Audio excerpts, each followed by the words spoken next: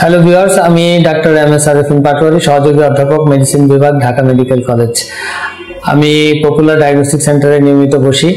আপনারা জানেন যে এখন বর্ষাকাল, এবং বর্ষাকাল আসলেই আমাদের দেশে কিন্তু বিশেষ করে বিভাগীয় শহরগুলিতে ডেঙ্গুর প্রকোপ অনেক বেড়ে যায়, এবং প্রতি বছরের মতো এবারও কিন্তু ডেঙ্গুর প্রকোপ আস্তে আস্তে বাড়ছে।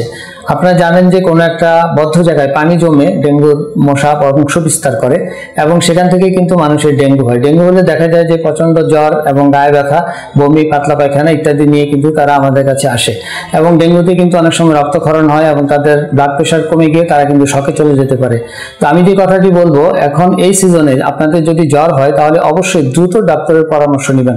কারণ কি, আপনারা জানেন ডেঙ্গুর যে টেস্ট আমরা করি, ডেঙ্গু NS1, এটা কিন্তু প্রথম 3 দিন পর্যন্ত পজিটিভ থাকে, এরপর এটা নেগেটিভ হয়ে যায়। কাজে পরবর্তীতে ডাক্তারের কাছে আসলে তখন এই ডেঙ্গু জ্বরটা ধরতে একটু সমস্যা হয়। কাজে শুরুতেই ডাক্তারের কাছে আসবেন, এবং যখনই জ্বর হবে বাসায় আপনারা প্রতিদিন কমপক্ষে 12 গ্লাস তরল খাবার খাবেন। তরল মানে পানি, ওরসালাইন, লেবুর শরবত, ডাবের পানি, জুস, স্যুপ ইত্যাদি জাতীয় খাবার, এবং স্বাভাবিক খাবার সাথে অবশ্যই খাবেন। ডেঙ্গুতে যেটা হয়, কয়েকটা ফেজ আছে। শুরুর দিকে কিন্তু জ্বর থাকে, এবং তারপরে 4-5 দিন পরে জ্বরটা কমে যায়। রোগীরা অনেক সময় ভাবে যে আমার যেহেতু জ্বর কমে গেছে আমি ভালো হয়ে গেছি, আসলে এটা একটা মস্ত বড় ভুল।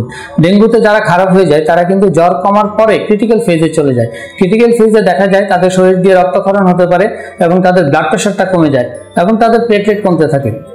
রোগীরা আরেকটা ব্যাপার নিয়ে খুব ভয় থাকে, সেটা হচ্ছে প্লেটলেট। আসলে প্লেটলেট নিয়ে এত ভয়ের কিছু নাই, কারণ হচ্ছে কারো শরীরে যদি প্লেটলেটের পরিমাণ 5000-এর নিচে নামে, শুধু তখন তাকে প্লেটলেট দিতে হয়।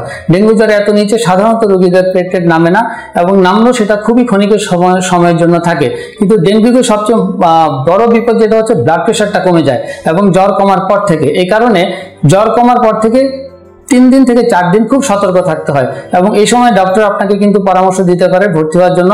ডক্টর যে পরামর্শ দিবে সেই অনুযায়ী আপনাকে ভর্তি হয়ে যেতে হবে, কারণ ডেঙ্গু জ্বরের ক্ষেত্রে কিন্তু ডক্টরের সামনে থেকে তার হচ্ছে ব্লাড প্রেশার মেপে তার এই যে ফ্লুইড ম্যানেজমেন্ট করতে হয়, এটা খুব ইম্পর্টেন্ট। এটা কোনোভাবেই বাসায় করা সম্ভব না। অনেক রোগীরা বাসায় বসে থাকে এবং তারা কিন্তু খারাপ হয়ে যায়।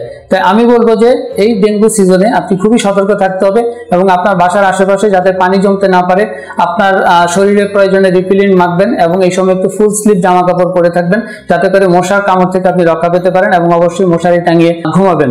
এবং ডেঙ্গু জ্বরের ক্ষেত্রে আপনি যদি একটু সতর্ক থাকেন, আপনি কিন্তু এখান থেকে খুব ভালো থাকতে পারবেন।